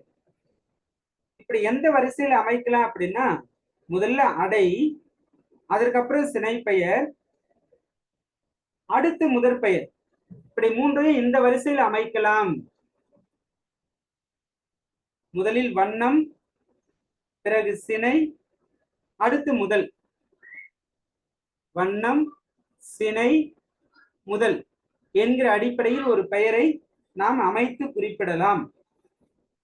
சரி, பால் வழுவமைதி பற்றி குறிப்பிடும் போது, பால் வழுவமைதி பற்றி குறிப்பிடுகிற போது இந்த இளங்கோ வந்தார், புலியார் தாவினார், இந்த மாதிரி அந்த உயர்வு கருதி சொல்லுகிற அந்த சொற்கள் எல்லாம் இலக்கண வழக்குப்படி அமைந்த சொல் இல்லை, ஆனால் உலக வழக்குல இருக்கு. உலக வழக்குல இருக்கு. இப்ப புலியார் தாவினார் என்று நாம் சொல்லுவது கிடையாது. சொல்லுவதுன்னா எழுதுவது கிடையாது. பேச்சு வழக்குல வேணும்னா சொல்லலாம், புலி போன்று அவர் இப்படி தாவினாருங்க என்று. இது பால் வழுவமதியாக ஏற்றுக்கொள்ளப்படும். புலி என்பது அற்றினை, தாவினார் என்பது உயர்தினை. இங்கே பால்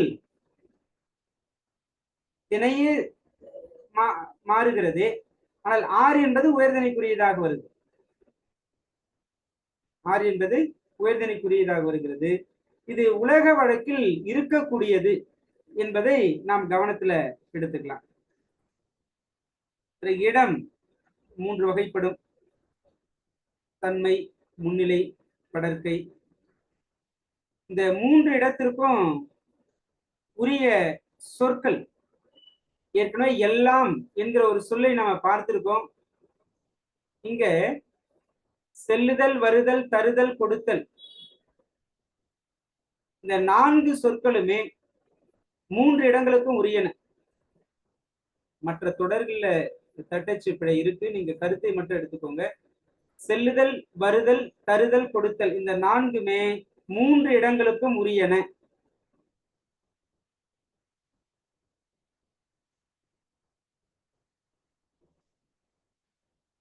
ஒரு விதிவிலக்கு இதுல, இந்த நான்குல தருதல், வருதல்,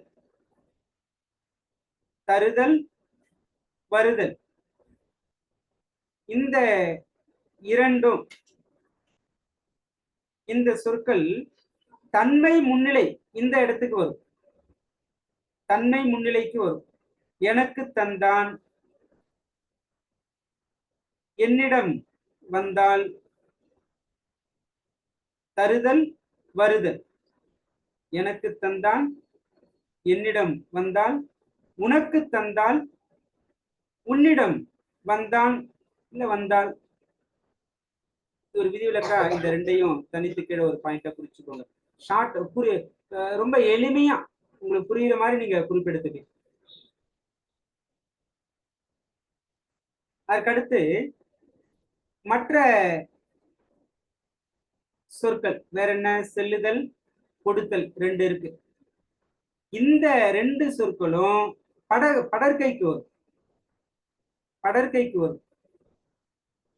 அவனிடம் சென்றான், அவனுக்கு கொடுத்தான்.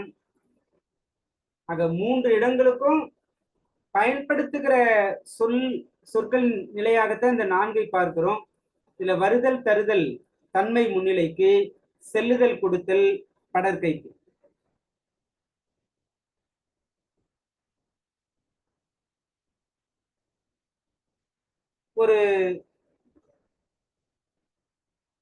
ஒரு பொருள் அதை பற்றி நமக்கு தெரியல, அதை தெரிந்து கொள்ளணும்.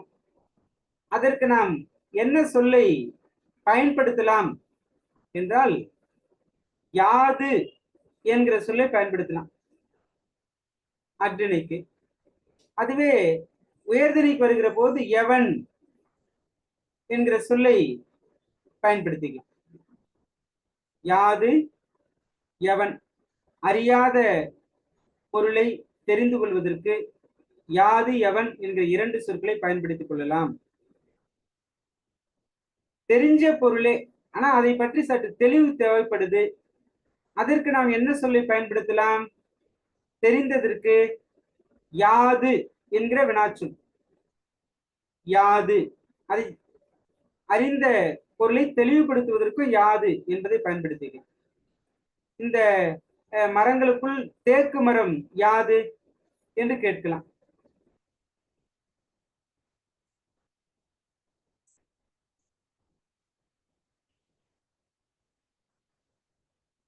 மற்ற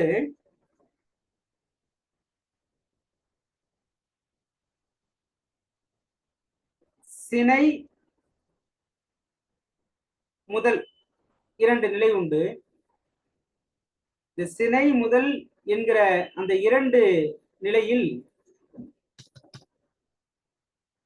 சரிப்படுத்திருக்கேன். இந்த 5 விரல்களும் சிவந்தன, முத்தமிழும் கற்றான். இதுல விரல்கள் சினை, முத்தமிழ் வினை.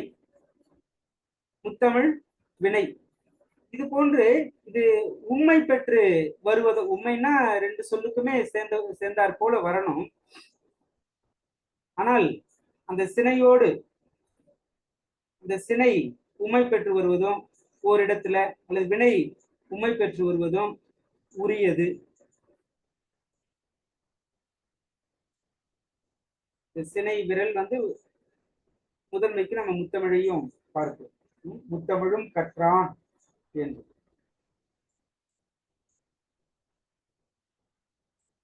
இந்த நிலையில்லாத பொருளை பற்றி பேசும்போது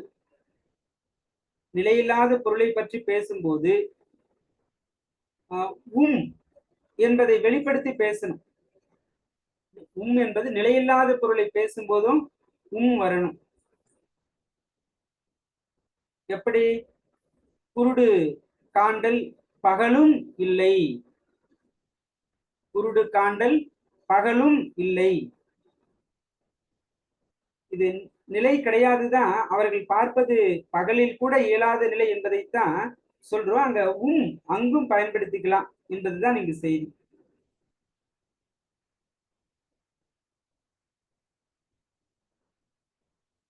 மற்ற ஒரு மரபு, சொல் மரபுதான்.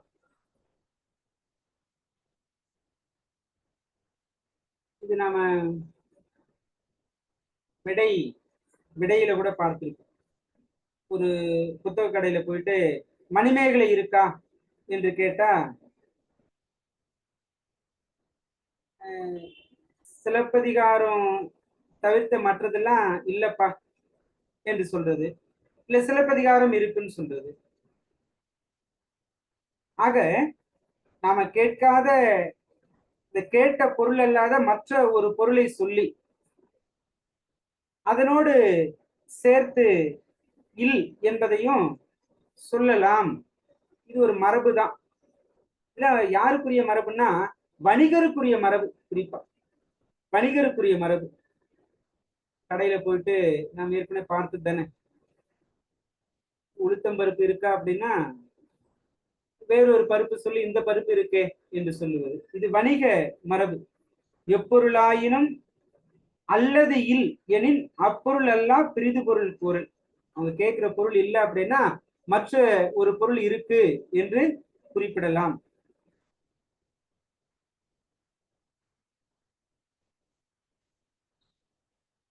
அதே போன்று இருக்கிற பொருளை சுட்டி சொல்லுவதும் ஒரு மரபு. சிலப்பதிகாரம் இருக்கா என்று கேள்வி கேட்டா, சிலப்பதிகாரத்துல அடியாருக்கு நல்லார் உரை தவிர்த்து வேற இல்லப்பா. அடியாருக்கு நல்லார் உரை இருக்கு, நீங்க மற்றவரே எதுனா கேட்டீங்கன்னா அது இல்லை என்று இப்படியும் சொல்லலாம். இதுவும் வணிகருக்குரிய ஒரு மரபுதான்.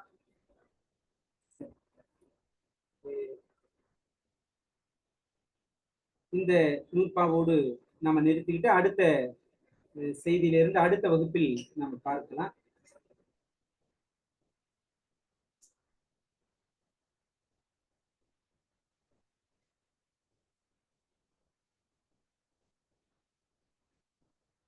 சரி, சொல்லுகிற போது ஒரு செய்தியை சொல்லுகிற போது முதல்ல ஒரு பொருளை சொல்லி அதற்கு பிறகுதான் அதற்குரிய அந்த சுட்டி சொல்ல வேண்டிய செய்தியை நம்ம சொல்லணும். ஆனா அந்த பொருளை சொல்லாம சுட்டி சொல்ல வேண்டியவற்றை முதல்ல சொன்னாலும் பொருள் வேறுபடாது என்பதை உணர்ந்துக்கலாம். இப்ப சிலப்பதிகாரம் இருக்கா என்று ஒரு கடையில கேட்கும் போது, இதோ இது சிலம்பு, அது என்ன நிலை என்ன வகை யாருடையது என்பதெல்லாம் அதை சுட்டி சொல்லாம இதோ இதுதான் என்று சொன்னாலும் பொருள் வேறுபடாது. ஒரு கேள்வி பதிலுக்குள்ளாகவே எத்தனை நுட்பங்களை அவர் அமைத்து வெளிப்படுத்துகிறார் என்பதுதான் இங்கு நாம் கவனிக்க வேண்டியது. இந்த சுட்டு பெயரை குறித்தே நிறைய செய்திகளை இவர் பயன்படுத்துறாரு. அதையெல்லாம் விரைந்து பார்ப்போம். இனி வரும் வகுப்புகள்ல சற்று கூடுதல் நேரம் எடுத்து கவனிப்பதற்கும் உங்களுடைய சூழலை போதுமான அளவில் அமைத்துக்கோங்க. பாடப்பகுதி விரைந்து நாம முடிக்க முடியும். இன்று நடந்த அந்த தேர்வு பற்றிய செய்திகளையும் இந்த வகுப்பு பற்றிய செய்திகளையும் நம்ம பார்ப்போம். நீங்க இதுவரைக்கும் நடத்திய அந்த பாடப்பகுதிகளை ஒரு மீள்பார்வை செய்யுங்க. அனைவருக்கும் நன்றி. வாழ்க வளமுடன்.